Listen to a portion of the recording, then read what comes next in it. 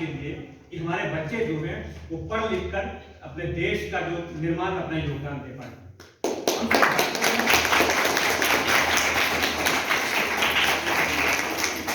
हमारा देश जो है वो एक लोकतांत्रिक देश है।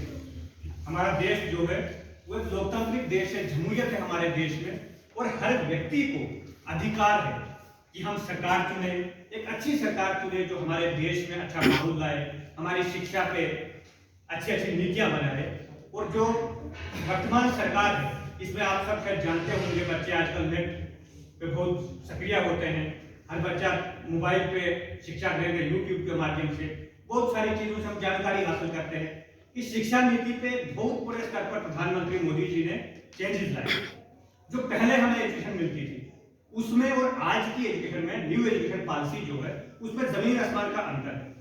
पहले क्या होता था, हमें बड़े बड़े बैग होते थे, उसमें किताबें दी जाती थी, प्रैक्टिकल हमारे पास कुछ नहीं होता था, और समाज में हमारा क्या योगदान होगा उस पर कोई चीजें नहीं दिखाई जाती। लेकिन इस समय जो न्यू एजुकेशन पॉलिसी आई उसमें हमें हर व्यक्ति को केवल कक्षा में पास होने तक की शिक्षा को सीमित नहीं रखा कि हम ठीक है एक अच्छी पढ़ाई पढ़ेंगे, डेली स्कूल जाएंगे, मकसद इतना होगा ये क्लास पास कर हम दूसरी क्लास में जाएंगे। परंतु वर्तमान की जो न्यू एजुकेशन पॉलिसी है उसका उद्देश्य केवल ये है कि बच्चा जो है वो पढ़ लिखने के बाद आत्मनिर्भर बने। मोदी जी ने संकल्प लिया है कि भारत जो है वो आत्मनिर्भर देश बने। भारत आत्मनिर्भर देश कैसे बनेगा? जब हमारे आप लोग जो भविष्य है वो पढ़ लिख कर आत्मनिर्भर बनेंगे। जब प्रत्येक बच्चा आत्मनिर्भर होगा तब भारत आत्मनिर्भर होगा। तो उसके लिए सबसे पहले शिक्षा की आवश्यकता पड़ेगी। इसीलिए मोदी जी ने शिक्षा पर बहुत बड़ा परिवर्तन करके न्यू एजुकेशन पॉलिसी लाई कि बच्चा केवल कक्षा में ही पास ना हो, एक ऐसी शिक्षा ग्रहण करे जो उसे प्राकृतिक आपदा के विरुद्ध लड़ने में सहायता करे। समाज में बहुत सारी घटनाएं होती है, समाज में बहुत सारी चुनौतियां होती है, उसके प्रति वो जागरूक हो कि हमारा जो समाज है उसमें क्या बुराई है, वो हर बच्चे के हृदय के अंदर हो कि मैं उस बुराई को दूर करने में मेरा क्या योगदान होगा।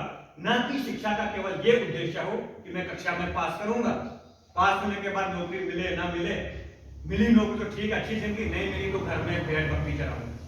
लेकिन इस समय शिक्षा का मकसद न केवल नौकरी प्राप्त करना और ना ही कक्षा में पास होना है। शिक्षा का मतलब है कि आत्मनिर्भर बने, हम अपने पांवों पर खड़े हो। इसके अतिरिक्त शिक्षा एक ऐसी सीढ़ी है जो सबसे निचले पायदान पर मौजूद बच्चों को सामाजिक एवं आर्थिक प्रतिष्ठा के शिखर तक पहुंचा सकती है। हिंदी समझ आती है सबको? yes, जो सामाजिक, आर्थिक एवं सामाजिक प्रतिष्ठा के शिखर तक पहुंचा सकती है। मेरे कहने का अर्थ है कि एक सामान्य बच्चा भी यदि वो शिक्षा ग्रहण करे और जब वो शिक्षित होगा वो अपने घर की गरीबी को दूर कर सकता है। वो समाज में जो उसके साथ ऊंच नीच का भेदभाव होता है, अमीर गरीब का भेदभाव होता है, धर्म जाति का भेदभाव होता है, उसको दूर कर सकता है। जब वो पढ़ेगा, वो आत्मनिर्भर होगा तो समाज में उसको प्रतिष्ठा मिलेगी, चाहे वो आर्थिक हो या सामाजिक हो। और गरीबी से यदि हम लड़ सकते हैं तो हमारे पास केवल एक हथियार है, वो है शिक्षा।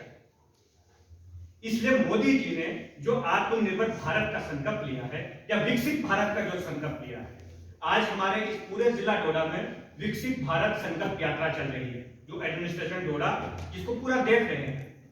आपके गांव में भी, आपके पंचायतों में भी, आपके एरिया में भी एक वैन आएगी जिसमें मोदी जी का एक मैसेज होगा और मोदी जी देश के लिए हमसे क्या अपेक्षा रखते हैं वो हम सबको बताया जाएगा। और हमने संकल्प क्या लेना है वो हमें बताया, हमने करना है कि हम विकसित भारत का अर्थ क्या है। हमने 75 वर्ष आजादी के मनाए। कब मनाए? जब 75वां स्वाधीनता दिवस था, तब हमने आजादी के 75 वर्ष पूरे किए। उस समय, ध्यान से सुनो, उस समय प्रधानमंत्री मोदी जी ने यह संकल्प लिया कि भारत जब अपना 100वां वर्ष पूरा करेगा तब देश कहां पर खड़ा होगा। इसके लिए पूरा एक रोड मैप तैयार हुआ कि देश, उसको नाम दिया गया विकसित भारत, कि जब हम आजादी के स्वाधीनता के 100 वर्ष पूरे करेंगे तब भारत कहां खड़ा होगा, यह हमने देखना है। और उसका रोड मैप कब बनाया गया? जब 75वां वर्ष हमने मनाया। अब बीच में कितने वर्ष बचे? 25 वर्ष, यानी 25 वर्षों का लक्ष्य लिया गया। अब उस भारत के 25वें वर्ष का जो निर्माण है उसमें हमारा क्या योगदान है? अब जो बच्चे हमारे सामने मौजूद हैं, सबसे बड़ा जो जिनके कंधों पर दायित्व है वो आप पर है, और जो आपको शिक्षा देने वाले अध्यापक हैं उनके ऊपर है। क्योंकि जब भारत 75वां वर्ष मनाएगा तब हमारी शिक्षा की हालत कैसी होगी, हमारी आर्थिक स्थिति कैसी होगी, हमारी सारी जो चीजें वो कैसी होगी, वो कौन निर्भर करेगा। जब हमारा समाज पढ़ लिख कर एक महत्वपूर्ण स्थान पर हमारा प्रत्येक व्यक्ति होगा, तो उसके लिए आप जो बच्चे हैं, आपका एक बहुत बड़ी भूमिका रहेगी। इसलिए भूमिका रहेगी कि ये वाला समय जो आपका है उसमें आपने सही तरीके से एजुकेशन हासिल करनी है। यदि आप पढ़ेंगे तब भारत विकसित होगा। यानी 75 वर्षों में, और जब हमने अमृत काल का पहला वर्ष बनाया, यानी 75वां वर्ष बनाया, उस समय पीछे हमने क्या पाया उसका भी हमने अध्ययन करना है कि 75 वर्षों में भारत ने क्या उपलब्धि हासिल की और 75 वर्षों के बाद क्या उपलब्धि हासिल की। आज सबसे पहले हमारे पास एक उदाहरण है कि भारत ने चंद्रमा के दक्षिण ध्रुव पर, ऊंचा भारत है, जानकारी आपको कितने लोगों को, सबको है? तो यानी भारत आज चंद्रमा पर पहुंचा हुआ है। तो हमें गर्व है अपने देश पर, अपने देश की सरकार पर, अपने जो हमारे साइंटिस्ट सब पर गर्व है। तो वो लोग कहां से निकले हैं? आप जैसे बच्चे जो है पढ़ा है, उन्होंने मेहनत की है तो वहां तक पहुंचे। तो आप लोगों ने भी यहाँ से ये तय कर जाना है कि मैं विकसित भारत में मेरा क्या योगदान होगा, उसके लिए हमने काम करना है। और आप बच्चों से देश या प्रधानमंत्री जी या हम सब लोग कोई अपेक्षा नहीं करते हैं कि आप पैसे कमाओ, आप कोई जाकर मेहनत करो, आप बॉर्डर में जंग करो, आप समाज में कोई वोट लड़ाई लड़ो। आपसे ये अपेक्षा नहीं है।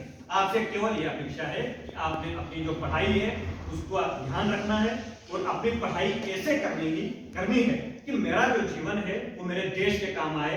तो आपका जीवन देश के काम तब आ सकता है जब आप उसके लायक, जब आप उतने सक्षम हो कि आप देश के लिए कुछ कर सकते हैं। इसके अतिरिक्त